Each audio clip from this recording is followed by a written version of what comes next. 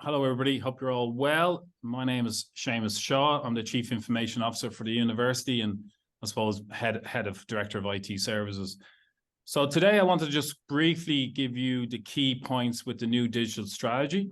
You probably will have hopefully got a chance to read it in the new email that comes out from the Vice Chancellor on Strategy Matters. You would have seen my photo on there and a link to the key points. Again, I just want to really run through that at a high level and hopefully that you do get a chance to read it. Kevin's going to be my assistant. Thank you, Kevin, for moving on my slides, which would be great. So basically, for anybody who doesn't aware, from about October of last year to February, March, we did a big piece of engagement on our staff and students. And we were doing what we call the as is. How are we today? Where would we like to be in a future state? And what do we need to get there? So this is the new strategy signed off by the Board of Governors. Like every good strategy, we need a vision. Basically, the vision is to have a high quality, seamless and connected experience for students and staff. So basically to unlock your potential. So digital is an enabler. It's not, there is only one strategy, which is the university strategy, and digital is an enabler. It should not be taking over. It should really help you to do your job on a day-to-day basis. So this is strategy on a page. I always try and work hard to get one on a page. I don't expect you to read it, but just want to point some things out to you, and then I'll talk about some parts of this in future slides. So the way we did the digital strategy, we broke it across the 4 pillars of the university strategy. As you can see, in education, enterprise, research, innovation, people and culture, and partnership and place. And what we do is have a set of objectives underneath those pillars. So that's the way we were doing it. I will talk about the principles in a minute, but the key one for me is in what our priorities are over the next 18 to 24 months. And that's what we call Horizon 1. And the priorities are broken into 3 priorities. Priority 1 is about what we call getting the basics right. So this is at the moment, in 24, we'll be rolling out a new network across the campus, which will have a new Wi-Fi service. We've already completed the halls and we put in a whole new Wi-Fi service for our students, which is now a 24/7 supported. That's an outsourced to a company called Wifinity. So we'll be doing that across our estate in relation to the campuses we have and a whole new Wi-Fi for the future. The way I like to say it at the moment, our network is for yesterday. It's not built for the future. It was built for pre-COVID. Nowadays, people are much more flexible, much more mobile, looking for services, using video, etc. And we need to build a network to support that going forward. Also, we want to get in the basics right is the device that you have to make sure that's on a 3 to 5 year refresh program. And also to look at technology in the lecture spaces, social spaces, learning spaces.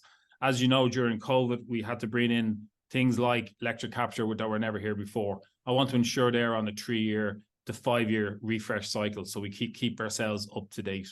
The second part, which I'll talk about later on, is about our digital skills. This came out very clear that there's quite a variety of digital skills across our staff and students and quite a gap.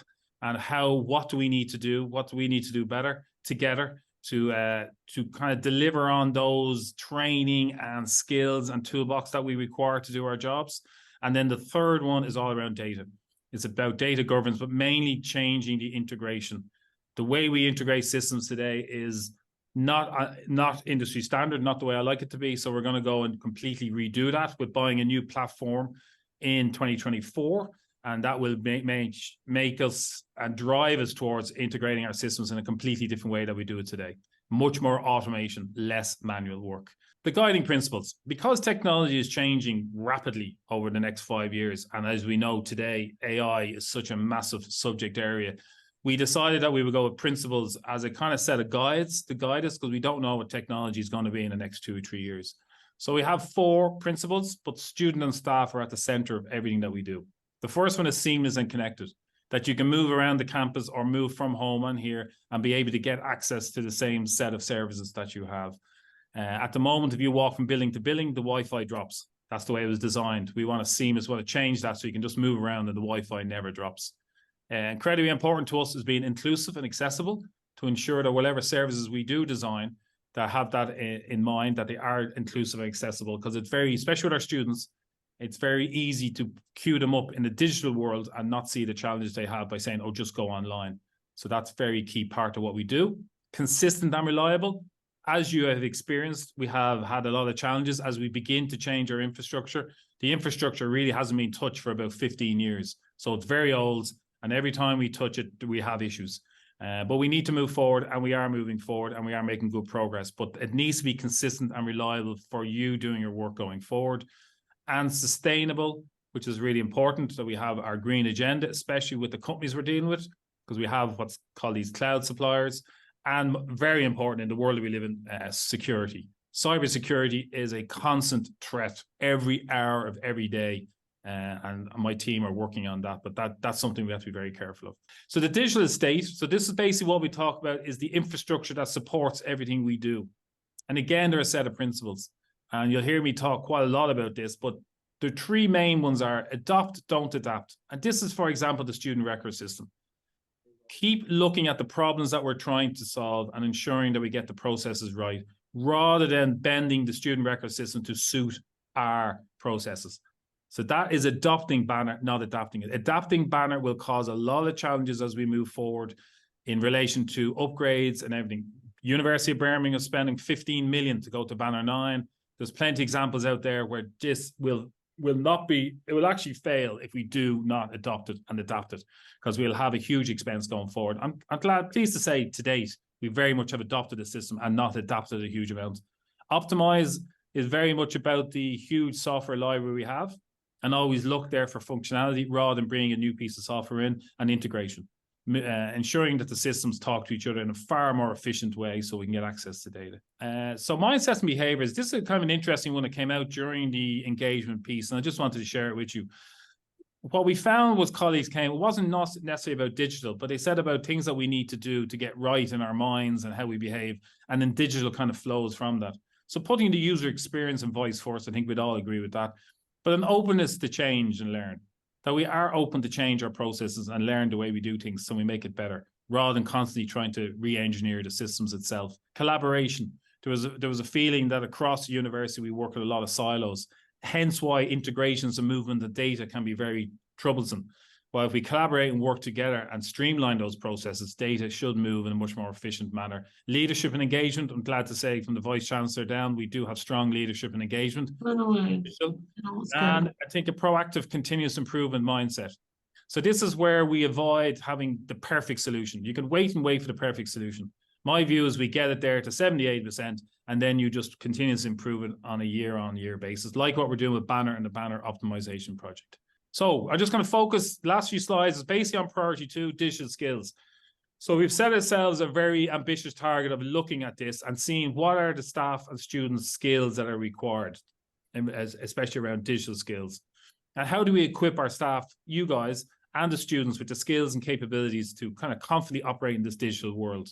So how are we going to do that? That's a big task. So the plan is to step back and review. So there's a new working group. Myself and the new librarian, Helen Curtis, and I think Kevin is joining us from ASA, is going to look at this, look at a step back. Look, we do a lot of really good work today, but there are definitely gaps on where we'd like to be.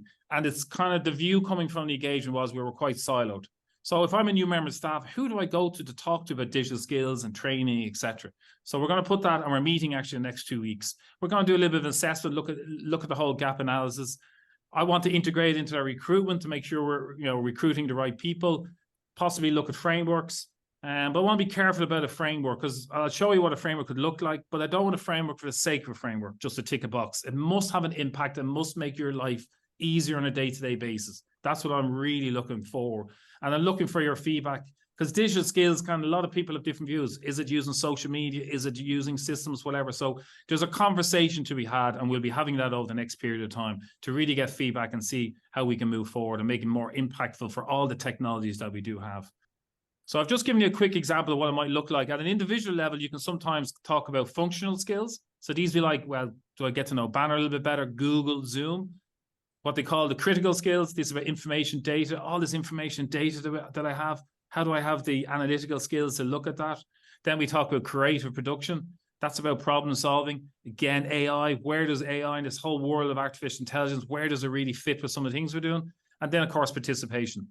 Digital communications. Communication is a two-way. I can send plenty of things to you, but you must engage with it. So well, what would that look like if we did it at an individual level? Again, this is an example of what a framework might look like.